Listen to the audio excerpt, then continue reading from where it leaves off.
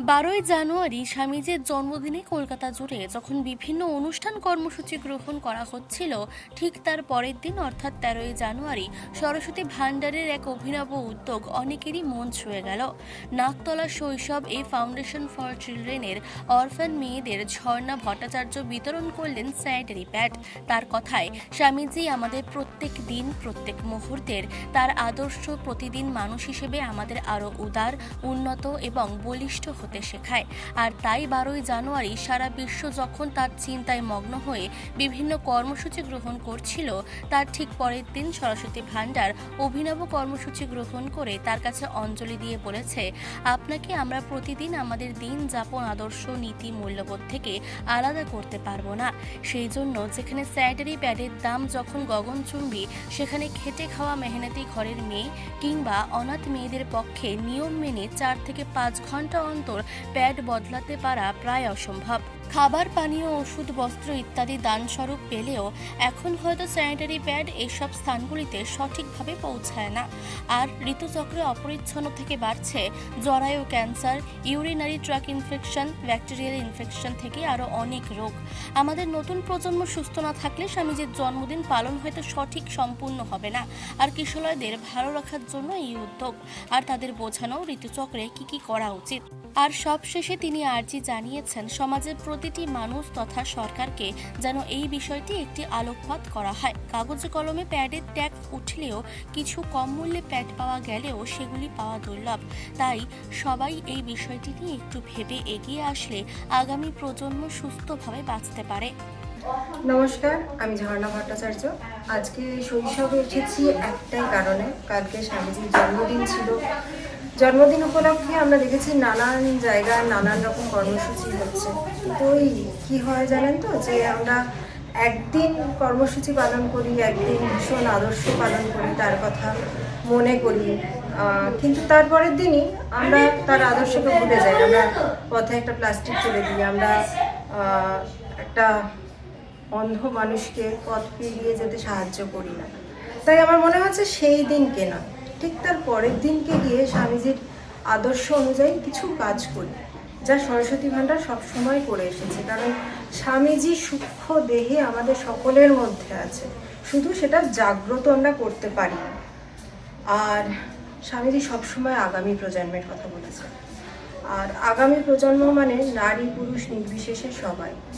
আর যেসব কিশোরীরা নারী হয়ে উঠছেন, যাদের পিরিয়ডস শুরু হচ্ছে বা পিরিয়ডস হয়, তারা যদি আন্ডার প্রিভিলেজ হয়, তাদের কাছে কিন্তু সবসময় প্যাড কেনাটা সম্ভব না। তারা অনেক আনহাইজেনিক জিনিসপত্র ইউজ করেন এবং প্যাড যদি পাওয়াও যায়, সেক্ষেত্রে 4 থেকে 5 ঘন্টা অন্তর প্যাড চেঞ্জ করা যায় না। তার থেকে সার্ভাইকাল ক্যান্সার কিন্তু মারাত্মক হারে বাড়ছে, ইউটিআই বাড়ছে, ব্যাকটেরিয়াল ইনফেকশন বাড়ছে, এছাড়াও বাড়ছে বিভিন্ন রকম রোগ। তাতে কি হচ্ছে? আমাদের আগামী প্রজন্ম আটকে যাচ্ছে। সুস্থভাবে বাঁচতে না পারলে দেশের ভবিষ্যৎ তারা কী করে গড়বে? তাই আজকে আমি প্রতীকী হিসাবে কিছু স্যানিটারি প্যাডস এই শৈশবকে দিয়ে গেলাম, যাতে আমার মতো আরও কিছু মানুষ একটু এই ভেতরের ব্রহ্মকে জাগ্রত করে সাহায্যের হাতটা বাড়িয়ে দেয়। কারণ আমাদের দেশের মেয়েরা কিন্তু ক্রিকেট খেলছে, হকি খেলছে, ফুটবল খেলছে, যখন তারা ট্রফিটা এনে দিচ্ছে তখন আমরা আনন্দ করছি। যারা পারছে না রোগের জন্য লড়াই করছে, তারা ঠিক কেন লড়াই করছে আমরা জানতে পারছি না। তাই এই যে কারণটা, কারণ আমরা জানি 1 টাকার প্যাড পাওয়া যায়, ওই নামেই জানি, কানেই শুনি। একটা দোকানে গিয়ে যদি বলেন 1 টাকার প্যাড দিন, দোকানদার হাসবে। তাই সেটা আমাদের কাছে এসে পৌঁছাচ্ছে। তাই দিনে 1 থেকে 2টো প্যাড জোগাড় করা যেখানে মুশকিল, 4 থেকে 5 ঘন্টা অন্তর প্যাড চেঞ্জ করা কিন্তু আরও মুশকিল। তাই সবাই যদি একটু এগিয়ে আসেন, তাহলে বোধহয় সুস্থ সমাজ, সুস্থ মেয়ে, সুস্থ পরিবেশ গড়ে উঠবে এবং স্বামীজির এই ত্যাগ, আত্মত্যাগ, স্বামীজির আদর্শকে আমরা আরও বেশি করে আঁকড়ে ধরতে পারবো এবং আমরা একটা সুন্দর সমাজ করতে পারবো, যেখানে নারী পুরুষ সমানভাবে এগোবে। নারী ঋতুচক্রের জন্য নারী পিছিয়ে যাবে না ওই 3 থেকে 4 দিন।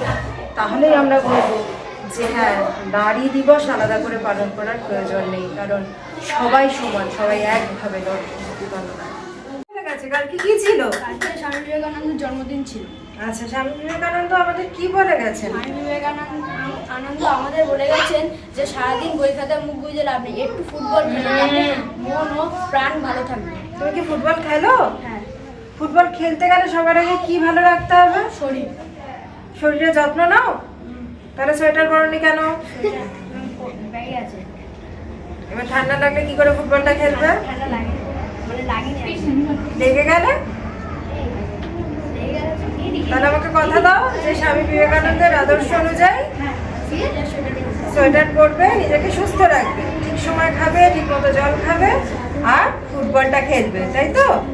তবেই প্রত্যেক দিন আমাদের যাপনে, আমাদের আদর্শে স্বামী বিবেকানন্দ থাকবে। একদিন স্বামী বিবেকানন্দ জন্মদিন করে তো লাভ নেই না, প্রত্যেক দিন তো স্বামীজির কথা ভাবতে হবে, তাই তো? বাহ, যাও। তোমার নামটা? আমার নাম কিষান মান্ডা। খুব ভালো। কোন ক্লাসে পড়ো? 7 এ পড়ি। মানুষ একটু পেছনে সরে যাও, ওকে সামনে বসো। তোমরা ভালো আছো তো সবাই? ভালো আছো? একটা বাড়ি বলবে ম্যাম। যাও। কতটা ভালো আছো? কালকে স্বামী বিবেকানন্দ জন্মদিনে কি কি করেছো তোমরা? কবিতা বলেছি আছে। আর কি কি যেন করতে চেয়েছিলে বলো? একটা বাড়ি বলবে, বলে নে। আসো। যারা যারা বাড়ি বলতে চাও তোমার নাম কি? আমার নাম মানুষ মন্ডল। মানুষ মণ্ডল। কোন ক্লাসে পড়ো? আইডেন্টি ক্লাস করব। বাহ, তুমি একটা স্বামী বিবেকানন্দ বাণী বলো। কারণ কি বলো তো? কালকে স্বামী বিবেকানন্দ জন্মদিন গেছে, জন্ম হয়ে গেছে, তাই তো? স্বামীজির জন্ম হয়ে গেল, তারপরে তো স্বামীজি কাজ শুরু করেছেন। তা আমরা স্বামীজির জন্মদিনের দিন সবাইকে কাজ করতে দিয়েছি, আজকে আমাদের কাজ করা শুরু। তার আদর্শ মতো আমরা এবার কাজ করব। স্বামীজি তুমি একটা আদর্শ বললে, সেই আদর্শ অনুযায়ী আমরা সবাই কাজ করব। তুমি যেটা বলবে, আমি আরো যারা এসেছেন সবাই মিলে একসাথে কাজ করব, ঠিক আছে? তাহলে বলে দাও একটা আদর্শ।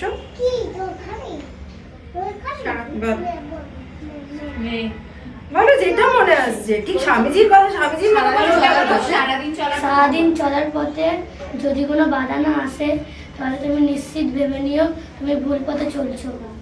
বাহ, দেখেছেন?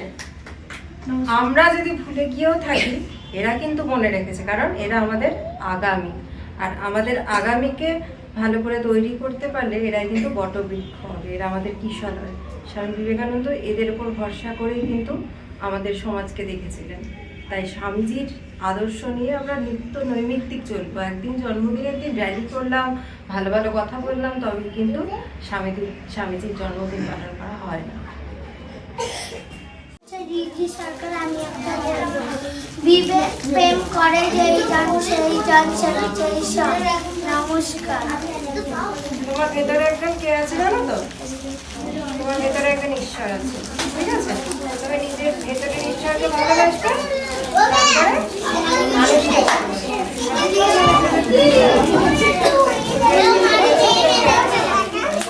কলকাতা নাকতলা থেকে মানসী বসুর রিপোর্ট, চেতনা বার্তা। জেগে থাকে, জাগিয়ে রাখে।